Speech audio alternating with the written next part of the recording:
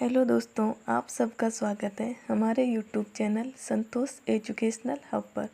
तो दोस्तों, आज मैं सीटी वालों के लिए बहुत इम्पोर्टेंट क्लास लेकर आई हूँ।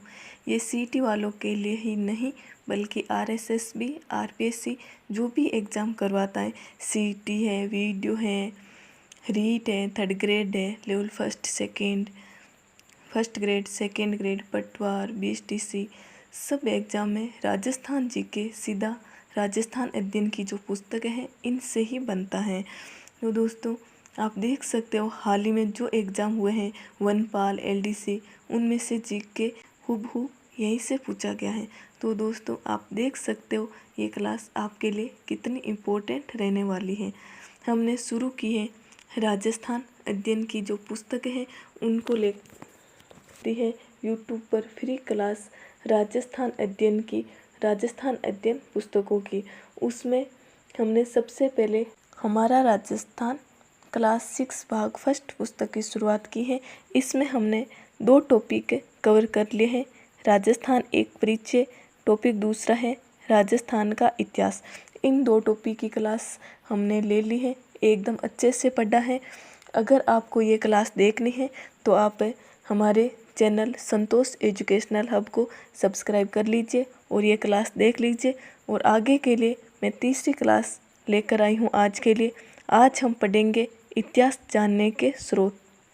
तो दोस्तों, अब हम शुरू करते हैं अध्याय नंबर 3, इतिहास जानने के स्रोत। प्राचीन काल में इतिहास के अध्ययन से हमें सभ्यता के क्रमिक विकास का ज्ञान होता है। इसलिए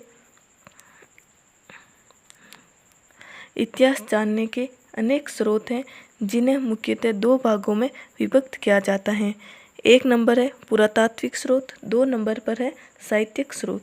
तो पूछ ले इतिहास जानने के स्रोतों को कितने भागों में विभक्त किया जाता है, तो 2 भागों में विभक्त किया जाता है। 1 नंबर पर है पुरातात्विक स्रोत, 2 नंबर पर है साहित्यिक स्रोत। आगे हम 1 नंबर पर पढ़ेंगे पुरातात्विक स्रोत। प्राचीन काल के वे अवशेष जिनसे हमें स्थान एवं घटनाओं के संदर्भों को समझने में सहयोग मिलता है, वे पुरातात्विक स्रोत उनको पुरातात्विक स्रोत कहते हैं। तो अगर पूछ ले पुरातात्विक स्रोत किसे कहते हैं, तो प्राचीन काल के वे अवशेष जिनसे हमें स्थान एवं घटनाओं के संदर्भों को समझने में सहयोग मिलता है, उनको हम पुरातात्विक स्रोत कहते हैं। ऐसे स्रोतों में अभिलेख, मुद्रा, स्मारक, कलाकृतियाँ एवं उत्खनन से प्राप्त सामग्री शामिल है। इनसे तत्कालीन जीवन को समझाया जा सकता है। पुरातात्विक स्रोत संक्षेप में इस प्रकार हैं। 1 नंबर पर है अभिलेख। ये हमें शिलालेखों, पत्थर की पट्टिकाओं, पाषाण शिलाओं, पत्थर के बड़े बड़े खंडों, स्तंभों, भवनों, गुफाओं की दीवारों, मूर्ति प्रतिमाओं, स्तूपों, मठों, तालाबों, खेतों में खड़ी शिलाओं, ताम्रपत्रों पर उत्कीर्ण किए हुए मिलते हैं। अभिलेखों की उपयोगिता क्या है, इसको समझते हैं। ये विविध भाषाओं में गद्य पद्य दोनों ही शैलियों में मिलते हैं। इन अभिलेखों में शासक, उनके आश्रित लोग, रानियाँ, राजकुमार, सामंतों आदि के नाम, घटना की तिथियाँ, शासन कार्यों और आज्ञाओं का उल्लेख मिलता है। साथ ही इनमें तत्कालीन सामाजिक, राजनीतिक, धार्मिक, सांस्कृतिक जीवन की जानकारी मिलती है। प्रशंसा में लिखे गए अभिलेख को प्रशस्ति कहा जाता है। ये इम्पोर्टेंट है, यहाँ से पूछ सकते हैं प्रशस्ति किसे कहा जाता है, तो प्रशंसा में लिखे गए अभिलेख को प्रशस्ति कहा जाता है।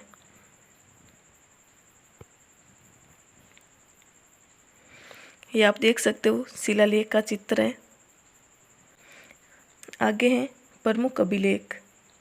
नगरी अभिलेख, कंसवा अभिलेख, कंट्याला अभिलेख, किराड़ू अभिलेख, नानसा और बरनाला यूप स्तंभ लेख, सामोली शिलालेख आदि से राजस्थान की धार्मिक व्यवस्था, यज्ञों के प्रकार, भूमि एवं द्रव्यदान, राजनीतिक सीमा आदि की जानकारी प्राप्त होती है। उदाहरण स्वरूप घंटियाला अभिलेख, प्रत्यारों और बिजोलिया शिलालेख चौहानों का इतिहास जानने के महत्वपूर्ण साधन है। चीरवा शिलालेख रावल समर सिंह के युग की जानकारी देता है। इसमें ये इम्पोर्टेंट है, आपको अच्छे से ध्यान में रखना है। घंटियाला अभिलेख किसकी जानकारी देता है?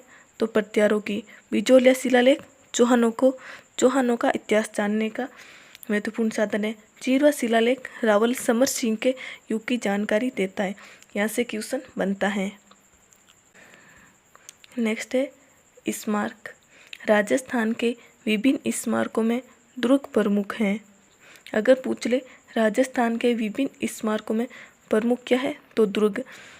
इनमें चित्तौड़गढ़, जालोर, रणथंभौर, आमेर, मेहरानगढ़, तारागढ़, कुंभलगढ़ आदि दुर्ग महत्वपूर्ण है। इनके अलावा भवन, राजप्रसाद, महल, सार्वजनिक भवन, स्नानागार, जनसाधारण के घर, विहार, मठ, चैत्य, स्तूप, मंदिर, समाधि, बावड़ी, कूप आदि भी स्मारक हैं। ये हमें तत्कालीन स्थापत्य कला, धार्मिक विश्वास, उपासना पद्धति, मनुष्य की चेतना और समृद्धि का ज्ञान भी करवाते हैं। ये इम्पोर्टेंट है, ध्यान में रखना है कि तत्कालीन स्मारक जो है हमें किसका ज्ञान करवाते हैं, तो तत्कालीन स्थापत्य कला, धार्मिक विश्वास, उपासना पद्धति, मनुष्य की चेतना और समृद्धि का ज्ञान स्मारक हमें करवाते हैं। आगे है मुद्रा। मुद्राओं अथवा सिक्कों, छापों या प्रतीकों से किसी भी काल विशेष की राजनीतिक, धार्मिक, आर्थिक स्थिति का पता लगता है। तो अगर पूछ ले किसी भी काल विशेष की राजनीतिक, धार्मिक, आर्थिक स्थिति का पता कैसे लगता है, तो मुद्राओं अथवा सिक्कों, छापों या प्रतीकों से लगता है। मुद्राओं पर अंकित चिन्ह, भाषा, लिपि, सन, संवत, नाम सहित धातु की शुद्धता, नाप तोल आदि से हमें उस समय की समृद्धि आदि का ज्ञान होता है। सिक्के राज्य एवं शासक की शक्ति के सूचक भी हैं। तो सिक्के अगर पूछ ले किसके सूचक हैं, तो राज्य एवं शासक की शक्ति के सूचक हैं। आहड़, रेड, बेराट, रंगमैल, सुखाड़िया के उत्खनन से प्राप्त सिक्कों और मुद्राओं से सत्रपों, मालव, चौहान, गुहिल आदि वंशों के काल के राज्य शासन, अधिकृत सीमा आदि के बारे में जानकारी उपलब्ध होती है। आगे गतिविधि में लिखा है शिक्षक विद्यार्थियों से विभिन्न प्रकार के सिक्कों को एकत्र कराने का कार्य करावे। आगे है बर्तन और कलाकृतियाँ। उत्खनन से हमें तत्कालीन बर्तन और कलाकृतियाँ प्राप्त हुई हैं। कलाकारी में बर्तनों पर चित्रण, खंभों पर खुदाई, किवाड़ और गवाक्स, गोकड़ों की कारीगरी आदि भी देखने में आती हैं। हमें ऐसे बर्तन भी प्राप्त होते हैं जिनकी बनावट, पॉलिश, रंग आदि उस काल की उत्कृष्ट कला को दर्शाते हैं। राजस्थान के अनेक स्थानों से उत्खनन में प्राप्त मर्दभांड, प्याले, रकाबियाँ, धूप पात्र, दीपक आदि से हम पूर्वजों के कला कौशल को सहज ही समझ सकते हैं। गणेश्वर, नीमका थाना, सीकर की ताम्र संस्कृति के अवशेष। गणेश्वर सभ्यता नीमका थाना सीकर में स्थित है, जिसे ताम्र संस्कृति के अवशेष मिले हैं। जोधपुरा, जयपुर एवं नौभरतपुर से काले लाल मर्दभांड प्राप्त हुए हैं और आहड़ एवं गिलूड से प्राप्त प्रस्तर, फलक आदि में कला कौशल देखा जा सकता है। तो अगर पूछ ले ताम्र संस्कृति के अवशेष कहाँ से मिले, तो नीमका थाना, गणेश्वर सभ्यता नीमका थाना सीकर से, और काले व लाल मर्दभांड जोधपुरा, जयपुर एवं नौभरतपुर से, और गिलूड एवं आहड़ सभ्यता से प्रस्तर, फलक आदि में कला कौशल देखा जा सकता है। आगे है ताम्र पत्थर। तांबे के छोटे बड़े पत्थरों पर खोदे गए लेखों को ताम्र पत्थर कहते हैं। अगर पूछ ले ताम्र पत्थर किसे कहते हैं, तो तांबे के छोटे बड़े पत्थरों पर खोदे गए लेखों को ताम्र पत्थर कहते हैं। दान पुण्य से संबंधित होने से इन्हें दान पत्थर भी कहा जाता है। ये दान पुण्य से संबंधित होने के कारण इसे दान पत्र भी कहते हैं। इनसे हमें शासक, काल, भाषा, पर्व, धर्म, भूमि, भूमि के प्रकार, नाप तोल, दान के प्रकार आदि का पता चलता है। आप देख सकते हो ताम्रपत्र कैसे दिखाई देते हैं। तो दोस्तों 1 नंबर पर था हमारा पुरातात्विक स्रोत, जो पूरा हो गया है। 2 नंबर पर आता है साहित्यिक स्रोत। इतिहास के जानने के जो स्रोत थे उनके 2 भाग थे। उनमें 1 नंबर पर था पुरातात्विक स्रोत, 2 नंबर पर आता है साहित्यिक स्रोत। अब हम पढ़ेंगे साहित्यिक स्रोत क्या होते हैं। इतिहास जानने में साहित्य की भूमिका बहुत महत्वपूर्ण है। संस्कृत, हिंदी, राजस्थानी, उर्दू, फारसी में लिखा गया साहित्य प्रचुरता के साथ मिलता है। तो साहित्य पूछ ले किस किस भाषा में लिखा गया है, तो संस्कृत, हिंदी, राजस्थानी, उर्दू, फारसी में लिखा गया साहित्य। राजस्थान के प्राचीन इतिहास को जानने में वेद, पुराण, रामायण, महाभारत, बौद्ध, जैन ग्रंथों से सहायता मिलती है।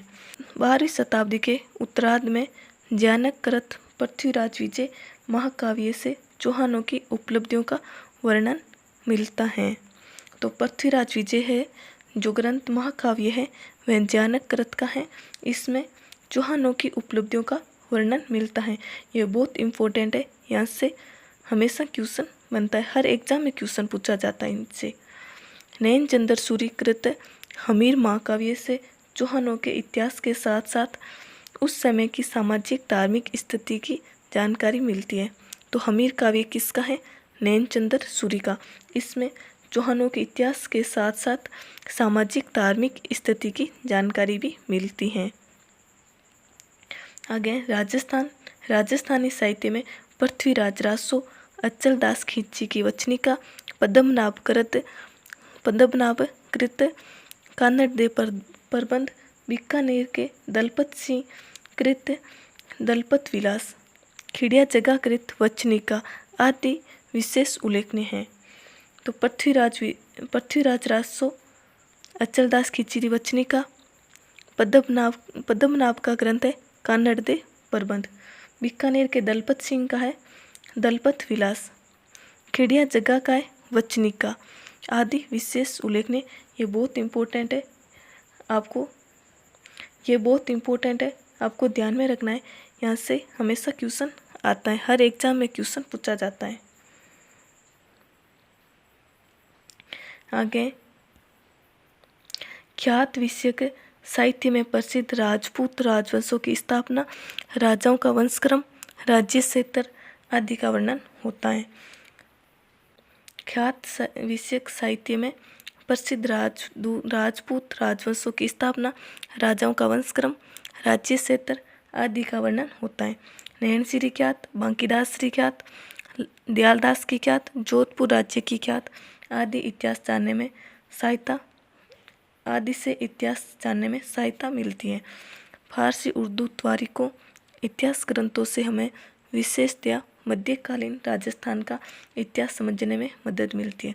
तो अगर ऐसे पूछ ले कि मध्यकालीन राजस्थान का इतिहास समझने में किससे मदद मिलती है, तो फारसी, उर्दू, तारीखों, इतिहास ग्रंथ से।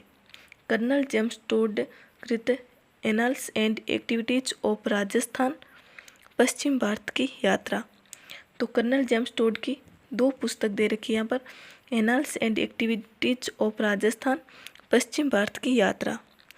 बूंदी के महाकवि सूर्यमल मिश्रण का वंश भास्कर है सूर्यमल मिश्रण का।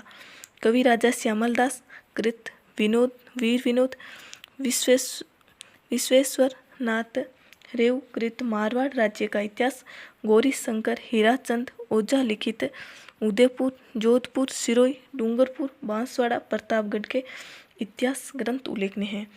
ये बात आपको ध्यान में रखनी है, यहाँ से भी क्वेश्चन बनता है। Annals and activities of Rajasthan पूछले किसकी है, तो कर्नल जेम्स टोड की है। और कर्नल जेम्स टोड की ही एक पुस्तक है पश्चिम भारत की यात्रा। बूंदी के सूर्यमल मिश्रण जिसका ग्रंथ है वंश भास्कर। कवि राजा श्यामल दास का है वीर विनोद। विश्वेश्वर नाथ रेव का है मारवाड़ राज्य का इतिहास। गौरीशंकर हीराचंद ओझा के द्वारा उदयपुर, जोधपुर, सिरोही, डूंगरपुर, बांसवाड़ा, प्रतापगढ़ के इतिहास ग्रंथ उल्लेखनीय हैं।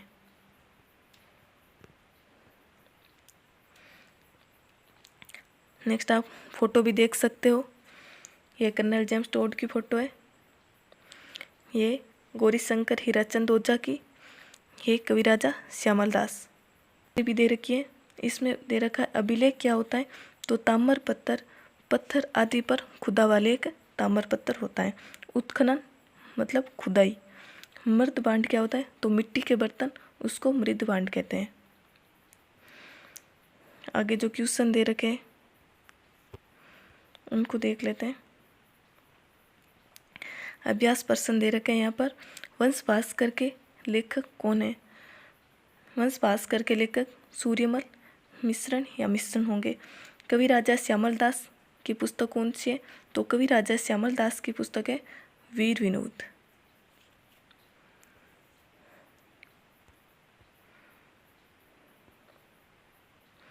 आगे दे रखा है प्रशंसा में लिखे गए अभिलेख, प्रशंसा में लिखे गए अभिलेख को क्या कहते हैं? और संस्कृत में उत्कीर्ण रिक्त स्थान का शिलालेख रावल समर सिंह के युग तक की जानकारी देता है। तो आपको ये जो रिक्त स्थान वाले 2 क्वेश्चन है, इसके आंसर आपको कमेंट बॉक्स में बताना है। और आपको तो कैसी लगी आपको आज की क्लास? अगर क्लास अच्छी लगी तो आप कमेंट बॉक्स में बताइए कि आपको क्लास कैसी लगी है। और रोज़ाना एक क्लास करके हम 2-3 मंथ में राजस्थान जीके को एकदम मजबूत बना लेंगे। ऐसे ही रोज़ाना क्लास देखने के लिए हमारे चैनल को सब्सक्राइब कर लीजिए। चैनल का नाम है संतोष एजुकेशनल हब। आज के लिए इतना ही, धन्यवाद।